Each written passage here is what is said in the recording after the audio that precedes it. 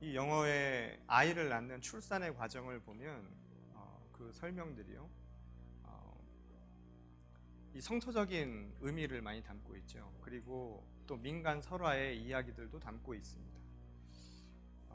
예를 들어서 아이를 낳는다고 할 때 딜리버리라는 영어 단어를 쓰는데, 예전부터 누가 이렇게 딜리버리를 해준다라는 생각들이 아마 오래전부터 남아있기 때문이 아닌가 이런 생각을 해봅니다. 그리고 여성들이, 남성들은 잘 모르는 거죠. 남자들은 껍데기입니다. 남성들은 잘 알 수 없는 출산의 고통, 우리가 보통 그것을 영어로 레이버라고 이야기합니다. 또 성서적인 의미를 담고 있죠. 출산이라고 하는 그 과정 속에서 산고는 생명을 낳는 과정 속에서 필요한 부분입니다. 또 그것이 하나님이 우리에게 또 맡겨주신 소명이기도 하죠. 제가 오늘 이 출산에 대한 이야기로 시작하는 것은 오늘 말씀을 전하는 저도 마찬가지입니다. 저는 오늘 주시는 말씀을 단지 받아서 딜리버리하는 사람입니다. 특별히 저희 교회는 전통적으로요, 우리 한상은 목사님 계실 때부터 그랬지만 저희는 성서 일과를 따라서, 교회력을 따라서 말씀을 그대로 전달합니다. 그러다 보니 생각지 않게 어렵거나 또한 제가 하고 싶지 않은 부분들도 부딪힐 때가 있습니다.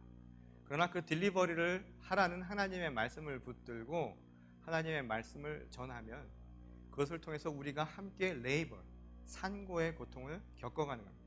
그래서 그 말씀의 뜻이 무엇인지 노력하고 고민하고 또 그것을 가지고 씨름하면서 결국에는 생명의 양식을 우리 모두가 함께 안게 되는 것이죠.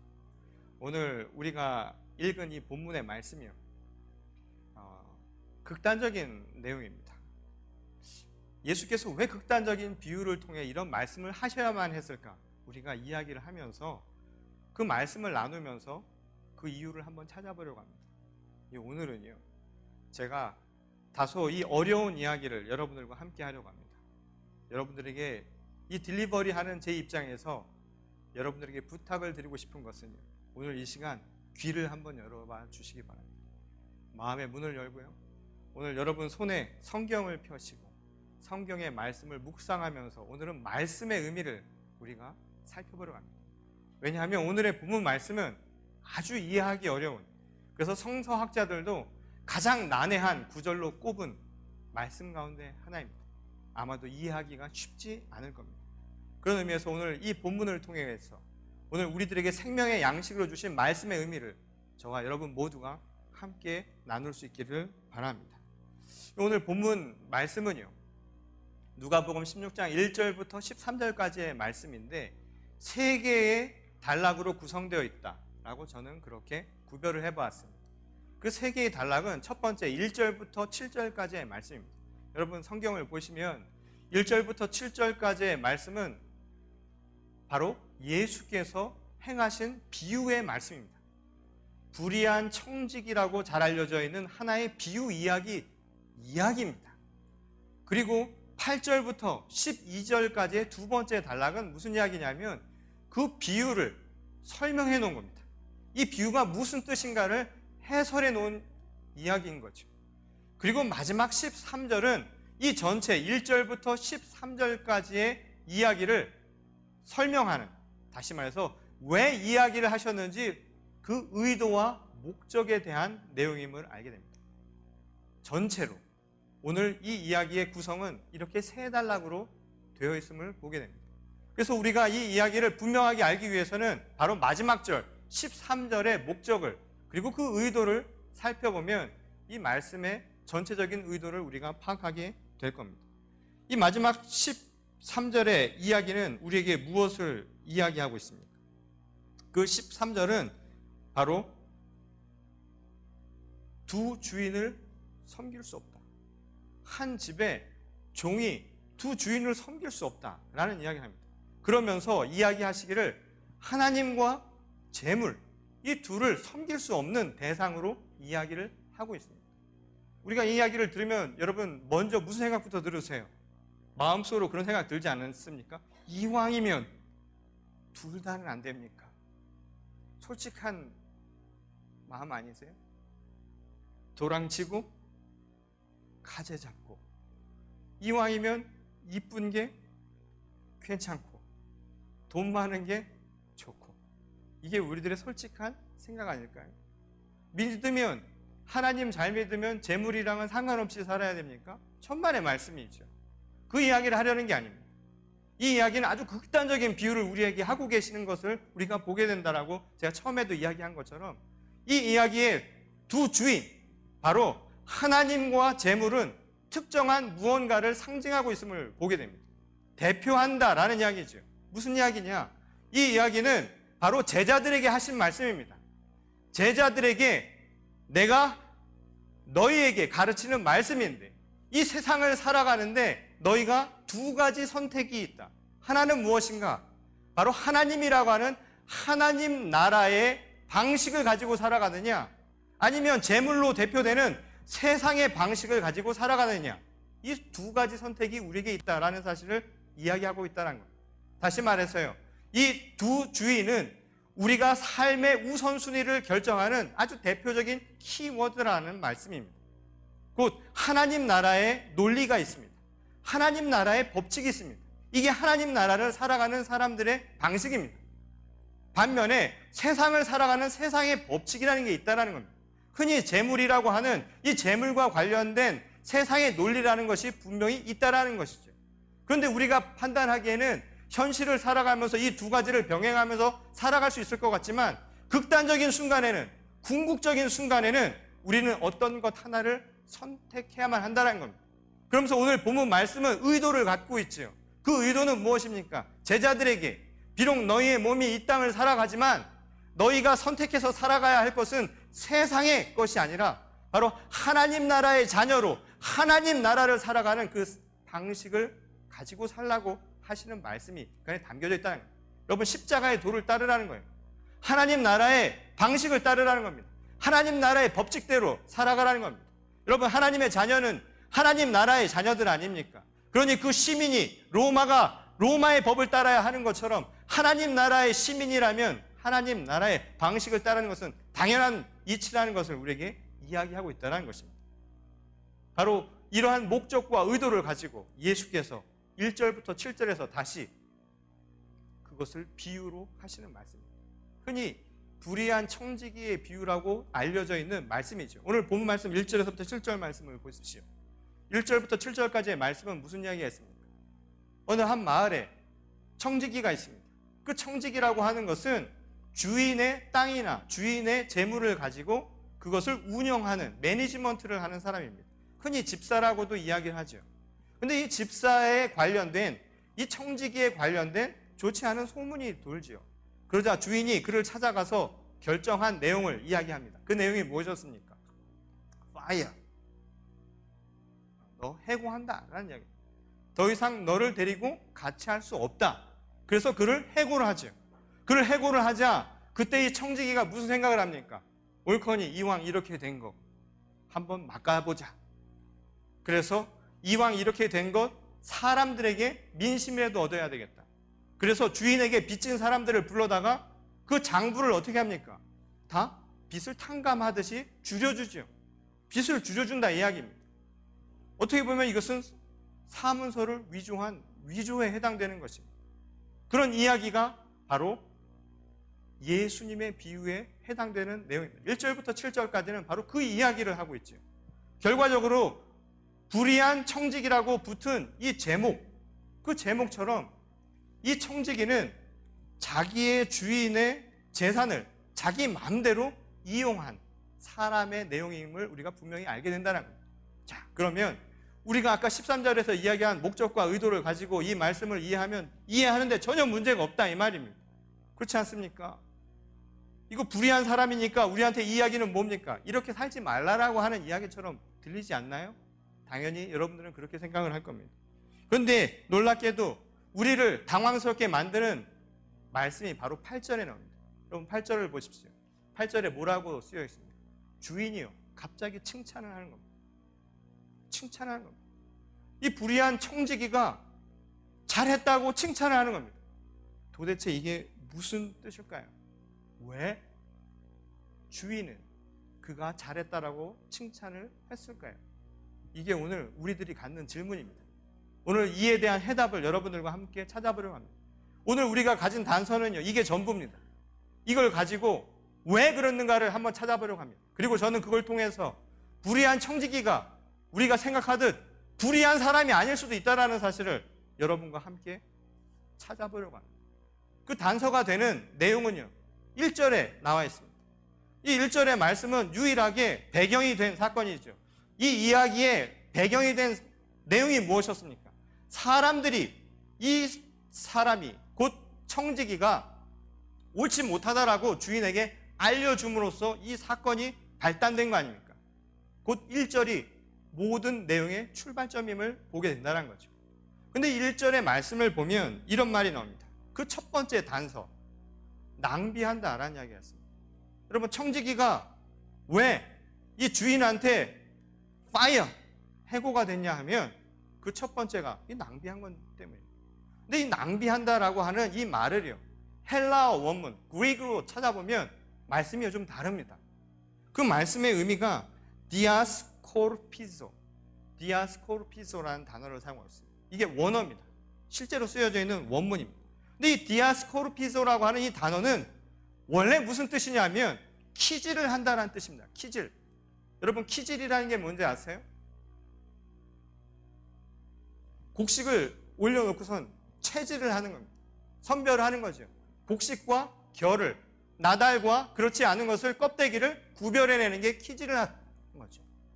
곧 이 청지기는 지금 낭비를 하고 있었던 게 아니라 실제로 뭘 하고 있었냐면 이 말씀의 어원은 우리에게 가르쳐 주기를 이 청지기가 행한 것은 키질을 한다, 걸러내고 있는 것을 행하고 있었다라는 이야기입니다. 그럼 여기에서 우리가 생각을 해볼 수 있겠죠. 자, 처음으로 다시 돌아갑니다. 이 이야기를 우리가 왜 하고 있습니까? 왜 칭찬을 받았느냐라는 거죠. 칭찬을 받을 수밖에 없는 첫 번째 근거가 바로 이 키질에 있다는 겁니다. 그러면 이 사람이 키질을 한 이유가 뭘까요? 도대체 뭘 걸러냈을까요? 이것은 이 비유의 이야기가 가지고 있는 당시 역사적, 사회적 상황을 살펴보면 우리가 추론해 볼 수 있는 내용입니다. 이 당시 유대 사회는요, 농경사회죠. 이 농경사회에서 대부분의 세금이라든가 또는 채무자가 채권자에게 빚을 갚는 모든 방식은 현물을 가져다 주는 것이었습니다. 현물이라고 하는 것은 내가 농사를 짓고 있던 그 작물을 대신 갖다 주는 거죠. 그러면 그것을 받아다가 자기의 빚을 갚는다든가 또는 세금으로 대치를 시켜주는 겁니다. 그런데 당시 유대 사회에 가장 극악한 그리고 당시 사회적인 문제 중에 하나가 뭐였냐면 바로 그 현물을 가지고 갈 때 중간에서 그것을 착복하는 사람들이 있었다는 겁니다. 성경에 보면 세리에 대한 이야기가 나오고 많은 죄인들의 이야기가 나오는데 그 중에 하나가 뭐냐면 현물을 가져갔을 때 그것을 고리를 붙여서 일종의 고리 대금업자들이 횡행하고 있었다는 겁니다. 일종의 중간에서 돈을 많이 붙여갖고서는 거기에 이윤을 착취하는 상황이 벌어지고 있었다는 것이죠. 그게 얼마나 힘들면요, 당시 농민들, 민중이라고 하는 사람들의 삶은 너무너무 어려운 거예요. 가뜩이나 풍년이 아닐 경우에 흉년일 때는 먹을 것도 없는데 그것을 갖다 바쳐야죠. 그것을 바치는 것만 아니라 고율의 이자를 붙여놓으니까 계속해서 빚만 쌓여가는 상황이었던 겁니다. 그러니 계속 노예화되고 점점 어려워지고 있었던 상황이었던 거죠. 지금 이 청지기가 행했던 걸러내는 것은 과연 무엇이었을까? 왜 칭찬을 받았을까? 추론해 볼 수 있는 첫 번째 단서는 바로 그겁니다. 바로 그 고리를 걸러낸 거죠. 무슨 말이냐? 당시 사회적으로 문제가 되었던 돈을 많이 받고 착복하던 이윤을 행하던 그 사회적인 그 문제들을 걸러내려고 했다 이 말입니다. 자기 딴에는 그것을 걸러내는 모습, 그것이 바로 칭찬을 받을 수 있었던 근거가 아니었겠는가. 제가 오늘 그 첫 번째로 그 이야기를 하려고 합니다. 결국은 불의한 것은 불의한 청지기가 아니라 바로 세상을 그렇게 만들었던, 그래서 불의한 이윤, 불의한 재물을 만들어냈던 바로 세상이 불의한 것이 아니었겠는가. 곧 청지기가 걸러내려고 했던 것은 바로 불의한 마음이었다는 겁니다. 그리고 그것을 너무나도 당연하게 생각했던 우리들의 마음입니다. 지극히 당연하게 그렇게 돈 벌고 사는 것이 아무것도 아닌 것처럼 살아가는 그 현실을 가지고 있었던 그 사람들의 마음을 사실은 청지기는 체질을 하고 있었는지도 모른다는 것이죠. 이게 제가 오늘 그 청지기를 위해서 하는 첫 번째 변명입니다. 두 번째는 바로 그 다음 문장입니다. 이 청지기에 낭비한다라는 소문을 듣고서는 이 이야기가 났지요. 근데 그 바로 다음 말에 나오는 소문을 듣는다라는 이 말에 또 어원이요. 재밌습니다. 이 소문을 듣게 되어서 주인이 그를 해고시킨 거 아닙니까? 근데 이 소문을 듣는다라고 하는 것의 어원이 뭐냐면 이 디아발로라는 단어입니다. 헬라말로. 디아발로. 근데 이 디아발로라고 하는 이 단어의 의미가 뭐냐면 소문을 내는데요. 악의적으로 내는 겁니다. 악의적으로. 곧 그 사람을 모략하는 거예요. 중상 모략하려고. 악의적으로 그 사람의 이야기를 하는데 그 사람을 어떻게 하냐? 곡해해서 모략하기 위해 행하는 것. 그게 바로 디아발로라는 단어가 갖는 의미라는 것이죠. 곧 무엇입니까? 세상 사람들 가운데 지금 현실의 부정한 모습들을 체질하면서 바꿔보려고 했던 이 청지기의 그 생각, 그 비판적인 생각을 비난하는 것이죠. 그것에 대해서 좋은 이야기를 하지 않았다 이 말입니다. 주인에게 잘못된 정보를 흘렸다 이야기인 거죠. 분명 그는 이 현실의 부정한, 부패한 상황을 이야기하고 있었는데 세상은요, 그를 오히려 왜곡해서 중상 모략하고 있었다 이 말입니다.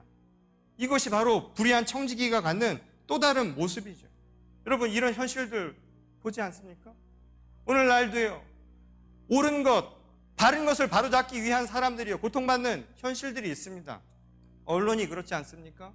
여러분 독립운동을 하던 분들이 그 당시에 사람들한테 각광받으면서 그렇게 독립운동했을까요? 천만의 말씀입니다. 주변에 있는 사람들이 얼마나 괴로워했는지 아십니까?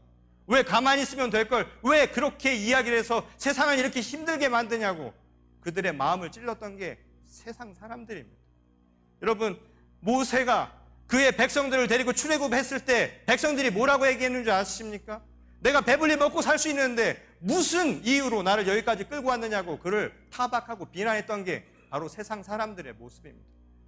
영화 광해군이라는 영화를 보셨지만 세상의 불의를 보고 부패한 현실을 바라보면서 그걸 바꾸려고 했지만 자신의 이해와 관계되어 있던 사람들, 그 토지와 관련되어서 수많은 이윤을 얻으려 했던 사람은 왕을 그대로 두지 않았습니다. 개혁하려는 사람을 두지 않았죠. 멀리 가면 무엇합니까? 이 땅에 오셔서 세상의 도가, 세상의 이치가, 세상을 살아가는 삶의 방식이 옳은 게 아니라 오늘 하나님의 뜻을 따라서 하나님의 도, 십자가의 도를 따르라고 이야기하셨던 예수 그리스도를 십자가에 못 박은 것도 바로 우리들입니다. 바로 청지기는 어찌 보면 그 시대를 이야기했던 사람이었고 그것을 중상 모략하는 사람들의 소문을 통해서 결국 자기의 일자리를 잃게 되었는지도 모른다는 겁니다. 이게 두 번째 단서입니다. 마지막으로 세 번째는 그가 실제로 행한 모습이죠. 그가 무엇을 했습니까? 빚진 자들의 빚을 줄여주었죠. 빚진 자들의 빚을 줄여줬습니다. 이것이 그가 행했던 세 번째 행동의 모습입니다. 근데 이 말도요, 사실은 어폐가 좀 있죠. 제가 처음에 이야기한 것처럼 오늘 말씀은요, 아주 극단적인 비유를 예수께서 하신 겁니다. 아주 극단적인 것. 근데 이 극단적이어야만 우리에게 이해가 가능한 그 무언가 때문에 바로 예수님은 오늘 이 비유의 말씀을 아주 극단적인 상황으로 설명을 하고 있다는 겁니다. 오늘 본문 말씀에서 이야기하듯이 그가 어떤 이유에서건 사람들의 빚을 탕감해 주기 위해서 자기 주인이 가지고 있었던 계약 문서죠. 빚을 지고 있는 계약 문서를 다 어떻게 했습니까? 실제보다 다 낮게 바꿨습니다. 주인의 입장에서 어땠을까요? 어땠을까요? 열받죠. 내 이윤을 그만큼 줄여놨으니까. 그리고 이것은 사회적으로 무슨 문제가 생깁니까? 잘못했잖아요. 법을 위반한 겁니다. 곧 문서를 위조한 불의한 거죠. 오늘 이 이야기가 불의하다라고 한 까닭은 바로 이거에 있습니다. 그가 행한 방식에 있는 것이죠. 자, 여기서 다시 13절로 돌아갑니다. 오늘 본문 말씀의 의도가 뭐라고 했습니까? 예수님이 관심이 있었던 것은 그 목적입니다. 그 목적은 무엇이었습니까? 세상을 무엇을 우선순위로 삼고 살아갈 것인가가 목적이었죠. 자, 그러면 지금 이 청지기가 잘못한 것은 목적이었습니까? 아닙니다. 방법이었습니다. 방식이 잘못된 거예요. 그러면 목적을 중심으로 생각을 해보면 이 청지기가 목적을 뒀던 것은 과연 무엇이었습니까? 힘들고 가난하고 연약한 사람들의 짐을 덜어주고 싶은 마음. 만약 그게 목적이었다면 더 이상 이 사람은 불의하다라고 이야기하기 어려울 겁니다. 그럼에도 불구하고 우리는 현실을 살아가면서요, 세상의 법칙을 따라가는 우리들은 이 이야기가 아직도 이해가 잘 안 된다 이 말입니다. 너무너무나 극단적인 상황이었어요. 미국의 심리학자 중에 콜버그라고 하는 유명한 심리학자가 있습니다. 이 사람이 삐아제라고 하는 사람의 인지 발달 단계를 도덕성 발달 단계로 설명을 했습니다. 인간이 커나가면서 성장해 가면서 도덕성이라고 하는 수준들도 성숙해져 간다라고 이야기를 했습니다. 근데 그것을 설명하기 위해서 한 예를 들었는데요. 그 예가 뭐냐면 하인즈의 딜레마라고 하는 유명한 예화입니다. 이 하인즈라고 하는 한 사람이 있습니다. 근데 그에게는 부인이 있어요. 근데 그 부인은 심각한 위중한 병을 앓고 있었습니다. 그 병을 낫게 하는 유일한 약은 그 마을에 살고 있는 한 약사가 개발해낸 신약뿐이었습니다. 근데 그 신약에 들어간 비용이 단가가 얼마냐면 200불입니다. 근데 문제는 그 약을 개발하기 위해서 얼마나 노력을 했겠습니까? 그래서 시장 가격을 얼마를 정해놨냐면 2,000불을 해놨던 겁니다. 그것은 너무나 당연한 거죠. 단가 200불 들었다고 200불 받으실 분이 여기 어디 있습니까?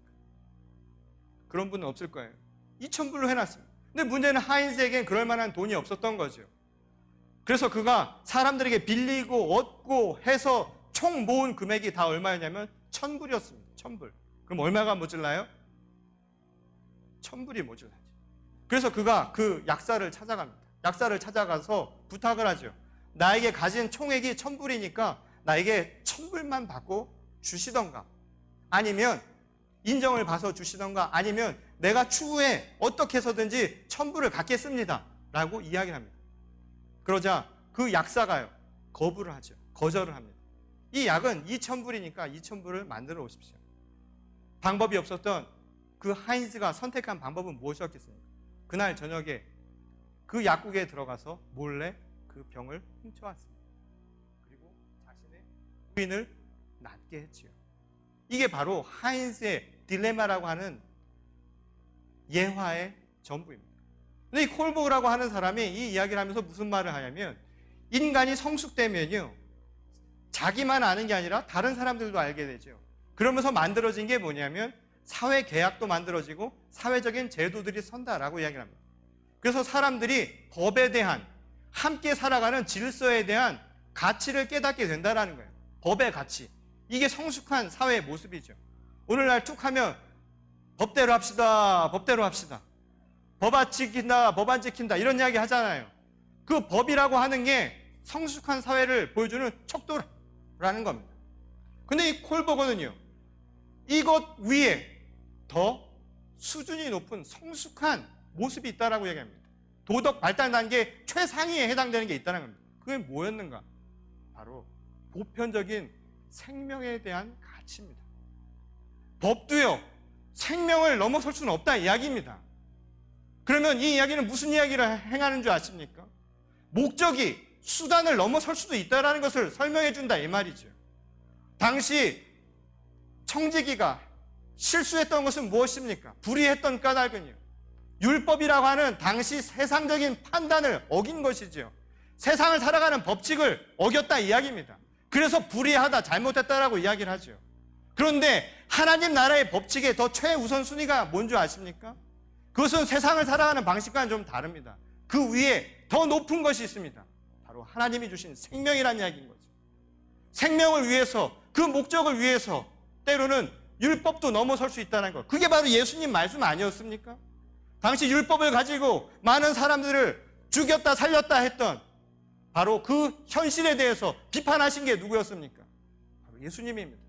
그리고 예수님이 말씀하시기에 그 너머에 우리 인간에게는 생명에 대한 바로 사랑이라고 하는 더 큰 가치가 우리에게 있다는 것을 가르쳐 주지 않았습니까? 바로 그것이죠. 오늘 그런 의미에서 저는 이 청지기를 변호하고 싶습니다. 청지기가 여러분 아직도 불의한 사람이라고 여기십니까? 오늘 주인이 왜 이 청지기를 칭찬했을까요? 저는 그에 대한 해답이 바로 이 세 가지에 있다라는 생각을 해봅니다. 오늘 청지기가 칭찬받은 까닭은 바로 세상의 법칙 이전에 하나님 나라의 법칙, 곧 생명에 대한 그 소중함을 더 높이 쳤기 때문이라는 생각이 듭니다. 바로 주인은 그것을 이해하고 그를 칭찬할 수 있었던 것이죠. 아마도 지금 한 이야기가 얼마나 옳은가 하는 것을 스피커도 이렇게 아멘으로 답변하지 않습니까? 그런데 말이죠, 우리가 안심하기는 좀 이른 내용이 있습니다. 오늘 성경을 다시 한번 보십시오. 여기까지 하면 이 말씀을 이해하는데 전혀 문제가 없을 것 같은데 바로 다음 구절이 나옵니다. 8절과 9절에서요, 갑자기 또 이상한 이야기가 나온다는 겁니다. 그 이야기가 뭡니까? 지금까지 얘기 잘 돼서 이 정도 하면 된 것 같은데 그 다음에 무슨 얘기가 나옵니까? 정말 환장하는 거죠. 무슨 얘기가 나옵니까? 세상의 논리를 따르라는 식으로 말씀을 하고 있지 않습니까? 뭐라고 얘기합니까? 거래에 있어서는 세상의 자녀들이, 세상의 자녀란 무엇입니까? 아까 재물과 하나님의 이야기를 했지요.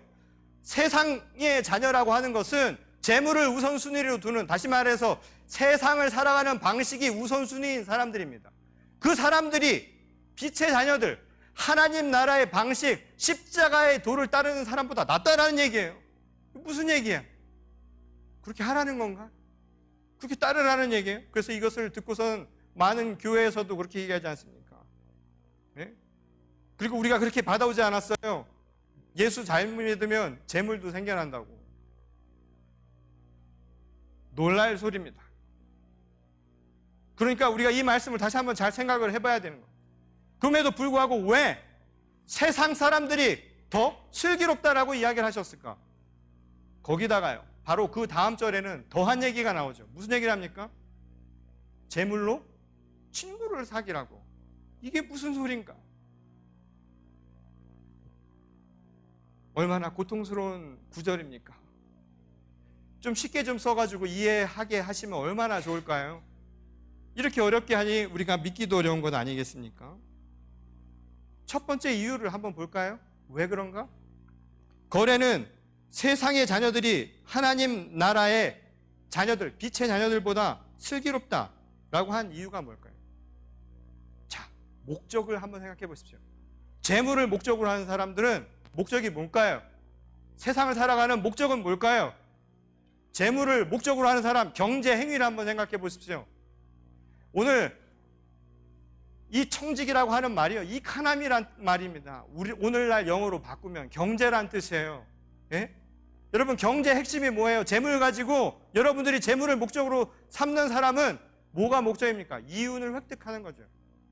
아, 장사하시는 분, 기업하시는 분, 세상을 살아가면서 손해보고 살고 싶은 사람이에요. 손 한번 들어보십시오. 있어요? 없을 겁니다. 그래서 그걸 위해서 우리가 공부하는 게 뭐예요? 어떻게 하면 이윤을 잘 만들 것인가? 목적도 분명해서요, 가치관도 씁니다. 근면, 절제, 검소한 삶도 살아가죠. 그것 때문에. 그렇지 않습니까? 거기다 기술도 발전할 거 아닙니까? 어떻게 하면 이윤을 많이 얻을까? 저축도 해야 되고 이득이 많이 남아야 되니까 뭔가 축적을 해야 되니까 그게 우리가 살아가는 방식 아닙니까? 여러분들이 배우는 거고요. 그거를 위해서는 사람들이요, 얼마나 철저하게 살아가는지 모른다 이 말입니다. 애들도 알아요. 그거를 어떻게 해야 돈을 버는지를 다 안다 이 말이에요. 그걸 위해서는 철저하게 지켜 살아간다 이건 거죠. 합리적인 선택을 할 줄을 한다 이 말이에요. 자, 예수님이 왜 오늘 이런 극단적인 얘기를 하는 줄 아십니까? 오늘 우리들에게 하는 이야기입니다. 믿는 우리들에게, 신앙을 가진 우리들에게 그렇게 세상을 살면서 왜 영적으로는 그렇게 못 사느냐라고 이야기를 하시는 거죠. 반문하시는 거죠. 여러분, 신앙의 목적이 뭡니까? 오늘 청지기가 무엇 때문에 이걸 나눠줬습니까? 집에 초대받는 거죠. 그 집이 뭐예요? 하나님의 집입니다. 하나님의 집을 상징하는 거죠. 여러분, 하나님의 집에 초대받는 게 뭡니까? 구원 아닙니까? 오늘 이 자리에 구원받기 싫어서 나온 분들 있으세요? 예수 믿고 구원 안 받겠다, 내가 그것을 확증하겠노라고 이 자리에 앉아 계신 분들 있으십니까? 구원받기 위해 이 자리에 나온 거 아닙니까? 여러분, 구원의 자녀라고 확신하고 이 자리에 나와 있는 거 아닙니까? 제가 질문하겠습니다. 근데 그 구원을 위해서 여러분들이 행한 게 무엇이냐 이 말입니다. 먹고 사는 문제에 있어서는 내가 이윤을 얻기 위해서는 없는 거라도 만들어내면서 악착같이 살아가면서 구원을 위해서 우리가 행한 게 과연 무엇이냐 이 말인 거죠. 오늘 이 자리에 앉아있는 것도 얼마나 힘듭니까? 너무나 당연한 것도 행하지 못하는 거죠. 내가 헌신하고 섬기라고 하는 것조차도 행하며 살아가는 사람이 얼마나 되냐 이 말입니다. 그것이야말로 합리적인 선택 아닙니까? 구원을 얻기 위해서 오늘 내가 행해야 할 것 아닙니까? 세상만도 못한 이유가 바로 거기 있는 거죠. 오늘 예수님이 왜 이렇게 극단적인 이야기를 행하시는지 아셨습니까? 오늘 왜 이 불의한 이 청지기의 이야기를 통해서 우리에게 그 이야기를 하는지 아십니까? 여러분, 불의한 청지기는요, 무식한 사람인 거죠. 단순 무식한 것 아닙니까? 고지곧대로 행한 것 아닙니까? 우리 그런 신앙도 없다 이 말입니다. 사실은 불의한 청지기의 비유가 아니라요, 저한테 이 말을 쓰라고 그랬으면 저는 단순 무식한 청지기의 비유라고 하고 싶습니다. 신앙의 순전한 마음도 갖지 못하고 오늘 우리가 이 시대를 살아가는 건 아닙니까? 기도하는 것도 힘들고요, 1시간 앉아서 예배 드리는 것도 힘든 게 오늘 우리의 현실 아닙니까? 바로 예수님이 얼마나 고통스럽게 이야기를 하는지 여러분 아시겠습니까? 오늘날 젊은이들이 먹고 사는 문제에는 얼마나 눈이 밝습니까? 애들부터 그걸 위해서 부모가 자식을 가르치고요, 세상이 자식들을 가르치고 세상의 젊은이들을 그 길로 인도해 나가는데 정작 구원이라고 하는 우리가 살아가야 할 참된 가치에 대해서는 아무도 가르쳐주지 않지 않습니까? 법 이야기하지만 그 법 위에 생명이 있고 우리가 살아가야 할 소중한 가치가 있다는 것을 과연 누가 이야기해 주느냐 이 말입니다. 왜 청지기의 비유를 이렇게 극단적으로 하는지 여러분 이해하시겠습니까? 뜨뜻미질근한 신앙 가지고요, 합리적인 선택도 못하고 살아가는 게 바로 오늘 현실입니다. 예수님이 이야기하십니다. 세상 사람들은 그렇게 살아가는데 구원에 대해서는 왜 그렇게 신앙적인 그 구원에 대해서는 우리들은 합리적인 선택을 행하고 살아가지 않아요? 여러분, 우리의 가슴에 손을 얹고 한번 생각해 보십시오. 가슴이 뜨끔하지 않으십니까? 그리고 재물로 친구를 사귀어라, 이 말이 무슨 뜻일까요? 와이로? 뇌물? 이거 아니죠. 이 이야기도 오늘 목적과 관련되어 있지 않습니까? 재물과 친구, 여러분 어디에 우선순위를 두시겠습니까? 제가 질문해 볼까요? 여러분, 친구와 재물을 바꿀 수 있습니까? 못 바꾸죠. 재물을 어떻게 친구와 바꿀 수 있습니까? 오늘 현실의 모습 아닐까요? 여러분들이 이렇게 얘기하니까 남의 일 같죠? 현실화되지 않으니까 그렇죠. 재물이 많으면 친구도 버릴 수 있습니다. 오늘 거기에 하나라도 아니라고 이야기할 수 있는 사람이 얼마나 될까요? 액수가 적어서 그렇습니다. 제가 금괴를요, 박스로 물에다 빠뜨리고 여러분 친구를 빠뜨리면 여러분 어디를 구할까요? 오늘 청지기의 비유가 왜 이렇게 극단적인 줄 아시겠습니까? 궁극적인 선택은요, 평상시 절대 안 나타납니다. 위급한 순간에 나타나는 거죠. 일단 죽어봐야 정신을 차린다 이 말입니다. 그렇게 돼야 그때 가서 내 선택이 나온다 이건 거죠. 내가 궁극적으로 행할 것이 무엇인가? 오늘 이 청지기가 보여준 왜 그가 불의하지 않은 이유가 무엇인가? 그가 선택한 것이 무엇인 줄 아십니까? 친구를 선택했다는 거죠. 재물이 아니라, 비록 극단적인 상황이지만 이 이야기는 우리에게 더 중요한 사실을 가르쳐준다 이 말입니다. 오늘 우리가 살아가는 삶에서 나를 속이지 말고요, 내 안에 삶의 궁극적인 기준과 가치와 목적이 어디에 있느냐? 하나님 나라에 있다라는 겁니다. 저는 오늘 그래서 이 불의한 청지기를 위한 변명을 여러분들에게 하고 싶습니다. 그는 불의한 것이 아니라 다만 단순 무식하게 하나님의 뜻을 이 세상 속에 살고 있었다는 그 사실 하나뿐입니다. 오늘 우리의 현실을 한번 보십시오. 우리가 과연 재물에 자유로울까요? 여러분, 인간이 참 놀라운 게 행복감을 많이 가져서 느끼지 않는다고 합니다. 조금 가져도요, 언제 더 행복감을 느끼는 줄 아세요? 남보다 많이 가질 때. 얼굴에 화장을 열심히 해가지고 아침부터 한 7시간 앉아갖고서는 뭐 네일 하고서 머리 하고 뭐 화장 쭉쭉 하고 옷 쭉 갈아입고서는 집에 계속 계신 분이 있으세요?